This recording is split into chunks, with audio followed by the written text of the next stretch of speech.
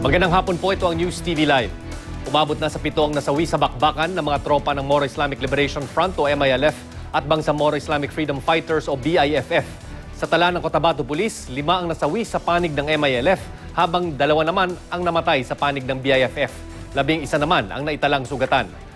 Nilinaw naman ng MILF na hindi kabilang si Datukan Ampuan alias Commander Falcon sa mga namatay sa engkwentro. Namatay raw si Falcon dahil sa sakit. Sumiklab ang bakbakan sa hangganan ng Pagalungan, Maguindanao at Pikit, Cotabato sa pagitan ng 108th Base Command ng MILF at grupo ni Commander Gani Saliga ng BIFF. Humupa lang ang bakbakan nang bumuhos ang malakas na ulan doon. Umatras daw ang BIFF patungong Ligwasan Marsh. Nananatili naman sa mga evacuation center ang daan-daang pamilyang lumikas sa takot na madamay sa engkwentro. Ayon sa pulisya, ang engkwentro ay di umano'y may kinalaman sa Rido o clan war at wala umanong kinalaman sa engkwentro sa Mama Sapano.